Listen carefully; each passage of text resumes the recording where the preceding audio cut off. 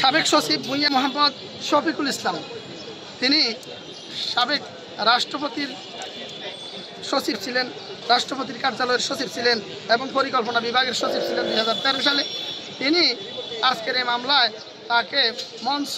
71 নামক যে সংগঠনের আত্মপ্রকাশ ঘটেছে 2025 সালের 5 আগস্ট শেখ হাসিনাকে ফিরিয়ে আনার উদ্দেশ্যে এই দেশে সশস্ত্র সংগ্রামের মাধ্যমে ডক্টর মোহাম্মদ ইউনূসের নেতৃত্বাধীন সরকারকে বিতাড়িত করে হাসিনার ফ্যাসিস্ট এবং ফ্যাসিজমের কায়েমের জন্য তাদের এই প্রোগ্রাম ছিল। সেই প্রোগ্রামে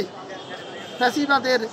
দোষর হিসাবে আজকের এই সচিব সাহেবকে আদালতে উপস্থাপন করা হলে আসামি পক্ষ তার জামিনের প্রার্থনা করেন। আমরা রাষ্ট্রপক্ষে জামিনের বিরোধিতা করে বলি যে এই সংগঠনটার উদ্ভবই হয়েছে বাংলাদেশের সশস্ত্র সংগ্রামের মাধ্যমে ডক্টর মোহাম্মদ ইউনূসের নেতৃত্বাধীন বর্তমান ইন্টারিম গভর্নমেন্টকে উৎখাত করে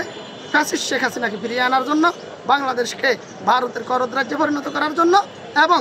বাংলাদেশের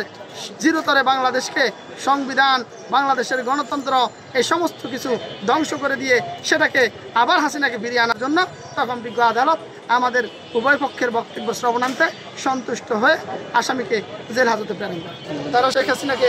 এই বাংলাদেশে আবার ফিরিয়ে আনার যে স্বপ্ন দেখছে সেই স্বপ্নের সকল বাস্তবায়নে তারা এই প্রোগ্রামটায় একত্রিত হয়েছে। তবে